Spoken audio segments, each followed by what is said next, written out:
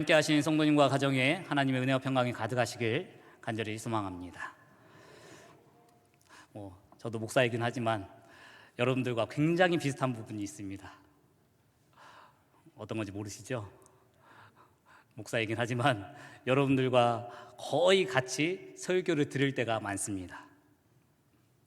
그러면서 설교에 대한 매일 예배에 참석할 때마다 기대와 소망이 있지요. 오늘은 어떤 말씀으로 나에게 위로하시고 큰 소망으로 함께 하여 주실지 기대가 됩니다. 기대가 있으시죠? 소망이 있으시죠? 그런 기대와 소망을 충족시켜 드려야 하는데 부족합니다. 연약합니다. 여러분들이 정말 오늘 조금 더 집중해 주시고 주의를 기울여 주시면 감사할 것 같습니다. 제 설교를 중간에 잠깐이라도 놓치는 순간 갑자기 무슨 이야기야? 이상한 이야기 하시네? 라고 생각하실 수도 있습니다. 웨슬리 목사님 아주 노년까지 건강하게 사역을 하신 분이시죠. 목사님께서 일기를 쓰시면서 이제 80세 정도에 되셨을 때 자신의 신체적인 나이, 그 건강함이 청년일 때와 크게 다르지 않고 아주 건강하게 잘 사역을 하고 있다라고 일기에 적으셨습니다. 그러면서 그 건강에 대한 비결을 8가지로 적어주셨는데요. 한번 소개하겠습니다. 우리 어른들 잘 들으시면 좋을 것 같습니다. 첫째, 신선한 공기와 깨끗한 물을 마시는 것. 다 아시죠? 집에 공기청정기 있으시고 정수기 있으시고 아니세요? 두 번째, 부드러운 음식으로 소식하는 것. 세 번째, 매일 적절한 운동을 하는 것. 네 번째, 일찍 자고 일찍 일어나는 것. 웨슬리 목사님은 매일 4시에 기상하셨습니다. 다섯 번째, 잠을 잘 자는 것. 여섯 번째, 규칙적으로 설교하는 것. 웨슬리 목사님 매일 새벽 4시에 일어나서 5시에 꼭 설교를 하셨다고 해요. 일곱째, 남의 잘못을 오래 기억하지 않고 하나님의 사랑으로 용서하며 평화롭게 사는 것. 여덟 번째, 규칙적으로 기도 생활하는 것이라고 정리해 주셨습니다. 우리 이 자리에 함께 하시는 우리 모든 어른들에게 감사의 마음을 담아서 제가 인사드리고 싶습니다. 건강하세요. 사랑하고 축복합니다. 아멘. 오늘은 어버이 주일입니다. 우리는 5월에 가정의 달을 맞아서 교회에서는 첫째 주에는 어린이 주일, 둘째 주에는 어버이 주일로 기념하면서 하나님께 예배를 드립니다.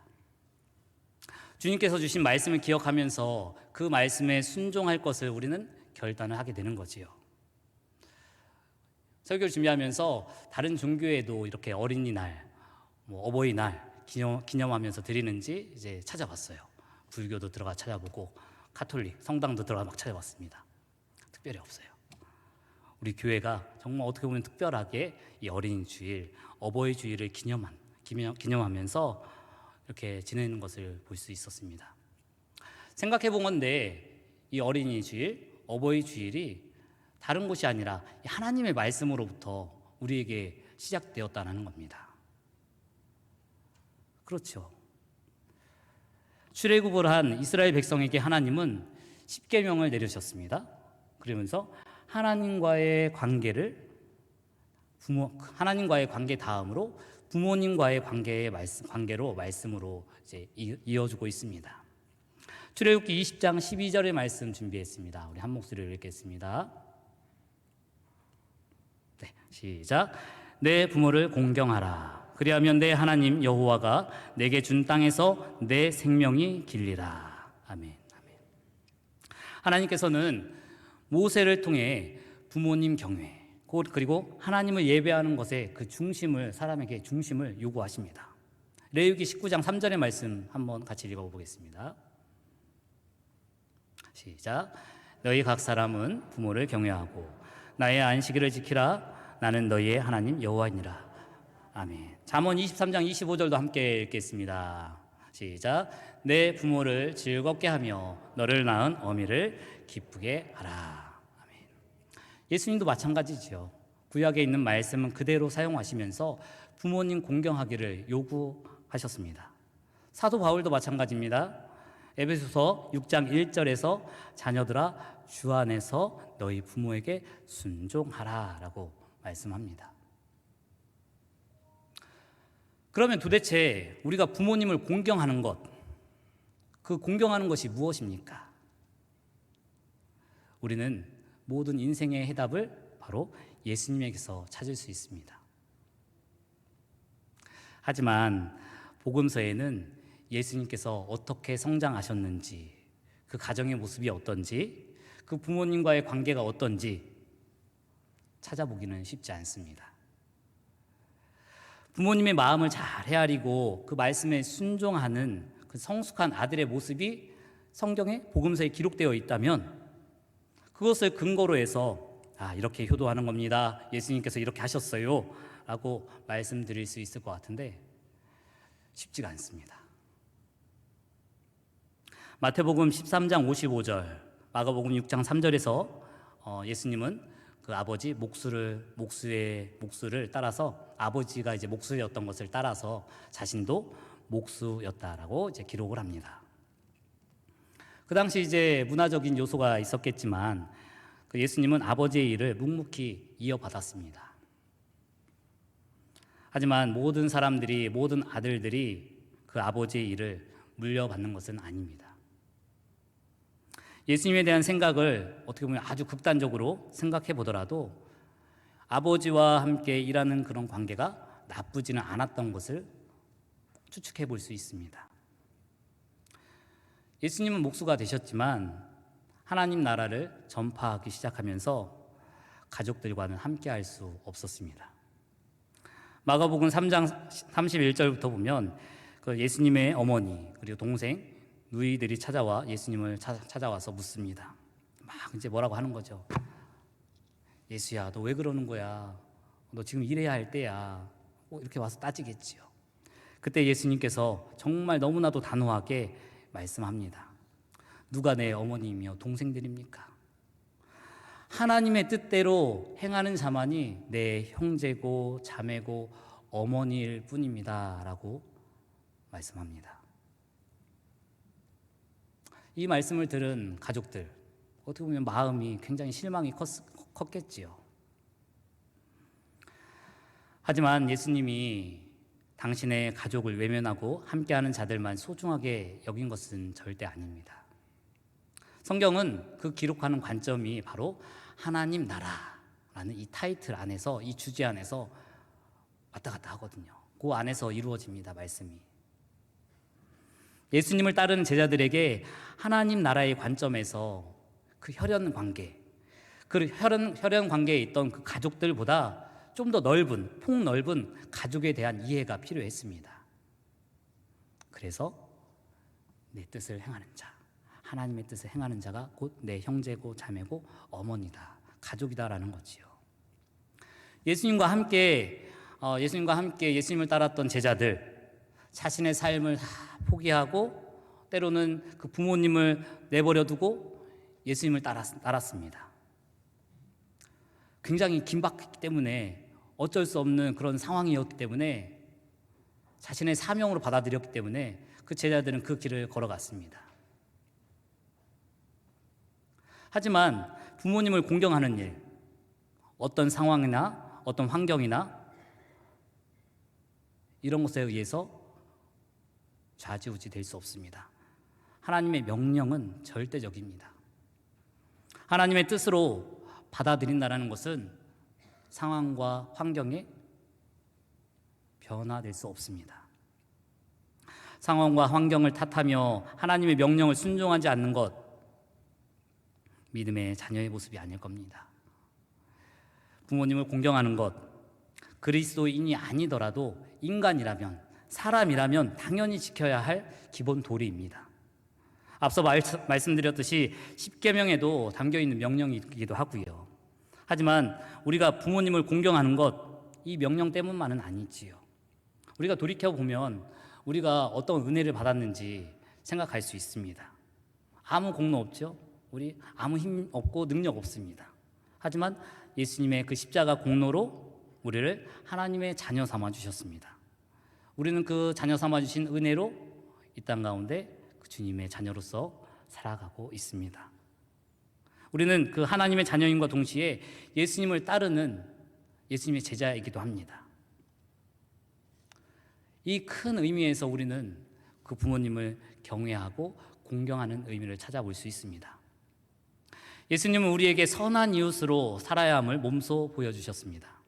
부모님 공경은 이웃 사랑의 시작으로 이해할 수 있습니다. 마태복음 22장 37절부터 보면 한 율법사가 예수님을 찾아와서 묻습니다. 선생님, 율법 중에 어느 계명이 가장 큽니까? 라고 말입니다. 이에 예수님은 대답하시죠. 내 마음을 다하고 목숨을 다하고 뜻을 다하여 내 하나님을 사랑하라. 이것이 크고 첫째 되는 계명이요. 둘째도 그와 같으니 내 이웃을 내 몸과 같이 사랑하라 라고 말씀하셨습니다.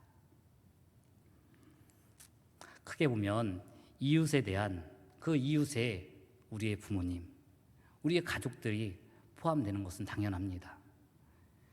그 이웃이 우리로부터 멀리 떨어진 그런 사람들이 절대 아니지요. 늘 우리와 함께하는 모든 사람들, 성경에서 예수님은 바로 이웃이라고 표현하는 것입니다. 우리의 부모님들 사회적으로도 소외될 수 있고 경제적으로도 어려워지실 수 있기 때문에 우리 다음 세대들, 우리 자녀들은 그 부모님을 잘 섬길 수 있어야만 합니다. 통계청 2020년 인구주택 총조사 도표 있습니다. 첫 번째 도표. 아니에요.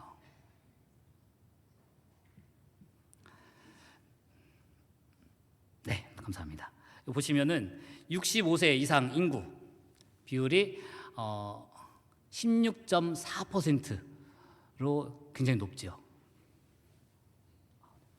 네, 이게 보면은 문제가 되냐면은 UN의 기준에 따르면 65세 인구가 그 나라의 7%를 넘으면 고령화 사회로 말씀합니다. 그리고 14%를 넘으면 고령 사회라고 말하고요. 20%를 넘는 순간 초고령 사회라고 이야기합니다. 이런 추세대로라고 하면 우리나라 2025년에 초고령 사회로 접어들게 됩니다. 다음 도표 한번 보여주시겠어요? 네, 평균 연령입니다. 맨 2020년이 44.3세. 제 나이가 44세입니다. 평균, 지금 평균에 와 있습니다. 이제 여기서 넘어가면 이제 저도 그렇겠죠. 굉장히 이제 엄청나게 어려운 시기에 지금 와 있는 것은 확실합니다.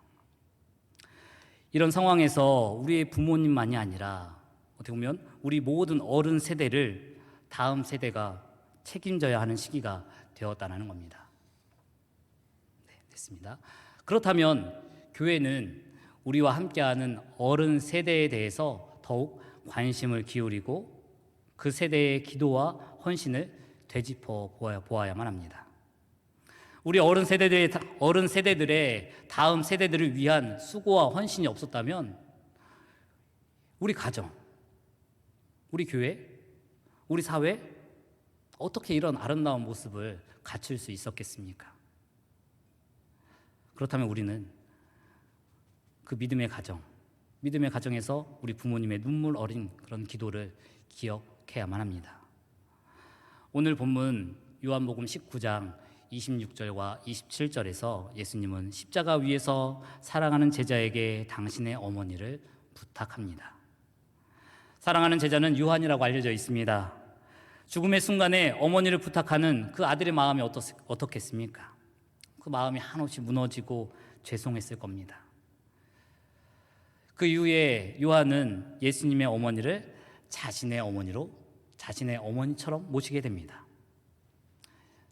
요한에게 이제 더 이상 나의 어머니, 너의 어머니라는 그런 경계가 이제 더 이상 필요 없게 되는 거예요. 예수님의 어머니 마리아가 그 요한의 어머니가 된 것처럼 예수 그리스도 안에서 세상 모든 어머니는 우리의 어머니가 되고요.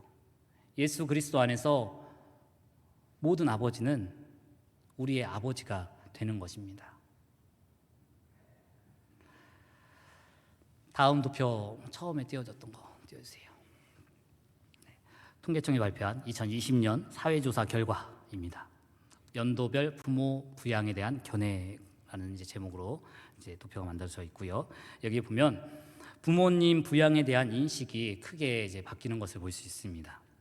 부모님의 노후를 가족, 정부, 사회가 함께 돌봐야 한다는 인식이 61.6%까지 올라왔고요. 전에 조사했던 것에 비하면 13.3%포인트가 증가합니다. 엄청나게 느는 거죠. 반면 가족이 그 부모님의 노후를 책임져야 한다는 것은 26.7%에서 22%로 4.7%포인트 감소합니다.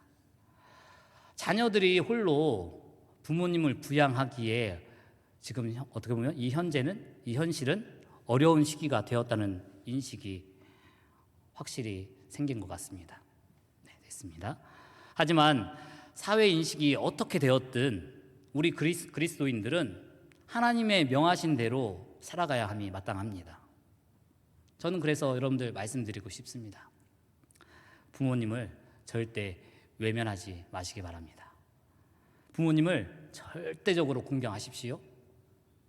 부모님께 절대적으로 효도하셔야만 합니다. 이것은 하나님의 명령입니다. 그렇다면 우리의 믿음을 보여줘야 되잖아요. 어떻게 부모님을 공경하고 섬기느냐가 바로 나의 믿음, 우리의 믿음의 수준이 될 것입니다. 우리 천안대성교회 수준이 지금 이런 거예요. 우리 부모님들 오시면 잘 부양하고 격려하고 건강하시라고 서로 위로하고 찾아드리고. 그래서 저는 저희 교회가 살아있는 교회다, 주님의 말씀을 선포하는 교회다라고 말씀드리고 싶습니다. 부모님을 공경하고 순종하는 말씀 속에서는 다른 조건이 들어있지 않습니다. 성장 과정에서 부모님께 받은 상처를 받았을 수도 있고, 부모님이 부모님답지 못하고 성숙하지 못한 모습을 보았을 수도 있습니다. 하지만 우리는 그 부모님에게 더 특별히 더 높은 수준의 인격을 요구할 권리는 전혀 없습니다. 부모님도 연약할 수 있습니다. 하지만 우리 부모님은 하나님께서 우리에게 허락하신 하늘의 축복이고 우리가 함께할 사명이고 사랑과 긍휼의 대상이 되기도 합니다. 부모님을 공경하는 것, 하나님의 사랑의 구체적인 실천인 거지요. 이웃을 사랑한다고 하면서 부모님을 공경하지 않는 것, 사랑과 믿음뿐만이 아니라 그 사람의 인격의 온전함에도 괴리가 생기는 것입니다. 부모님을 사랑하고 공경하는 것을 이웃 사랑으로 이해하면 부모님을 대하는 마음이 조금은 달라질 수도 있습니다. 가족이라 할지라도 오랜 시간 함께 해오면서 서로에게 주고받은 상처와 아픔이 있을 수도 있어요. 불편한 마음이 있을 수 있습니다. 그 가족이라는 단어를 상처, 부담으로 읽는 사람들도 분명히 있습니다. 믿음의 가정에서 부모님의 신앙적 열정이 자녀에게 상처가 되는 모습도 종종 보게 됩니다. 이런 경우에는 부모님을 바라보며 공경하는 것이 더 어려울 수도 있어요. 그리고 이런저런 핑계를 대면서 부모님과의 거리를 두는 자녀들도 있을 겁니다. 신앙은 좋은 것 같지만 부모님과의 관계가 깨어질 대로 깨어져 버린 그런 가정도 있습니다. 저는 단언코 그들이 신앙이 좋다고 말씀드리기 어려울 것 같습니다. 신앙은 우리의 삶을 통해서 증명되어야만 합니다. 골로새서 3장 23절의 말씀 우리 한번 같이 읽겠습니다. 골로새서 3장 23절 없나요? 네, 제가 읽어드리겠습니다. 무슨 일을 하든지 마음을 다하여 주께 하듯 하고 사람에게 하듯 하지 말라라고 말합니다. 무슨 일을 하든지 주님께 하듯 하라고 말씀합니다. 주님께 한다, 죽게 하듯 한다. 기준이 참 모호합니다. 누구는 엄청난 기준이 높게 설정되기도 하고요. 죽게 하듯 그래 편하게 라고 생각하는 사람도 있습니다. 하지만 이 기준에 따라서 우리는 우리의 부모님을 공경해야만 합니다. 부모님뿐만 아니라 우리 모든 사람에게 죽게 하듯 할 때 우리의 삶은 때로 너무 힘들어, 피곤해, 죽겠어 라는 것이 아니라 바로 그 가운데 하나님의 나라를 맛볼 수 있습니다. 예수님은 마태복음 25장 40절에서 우리가 지극히 작은 자 한 사람, 그 사람에게 한 것이 주님께 한 것이다 라고 말씀합니다. 우리의 부모님을 정말 그 지극히 작은 자 한 사람으로 여기는 마음이 우리에게 있길 간절히 소망합니다.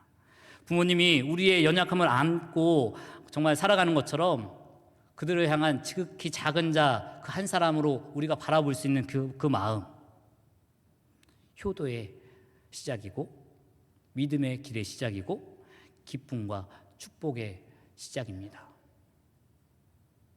섬김의 시작은 성숙한 사람으로부터입니다.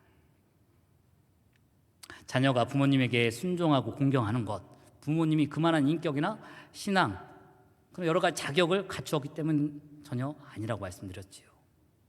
부모님을 공경하는 것, 하나님께서 자녀들에게 주신 고귀한 사명입니다.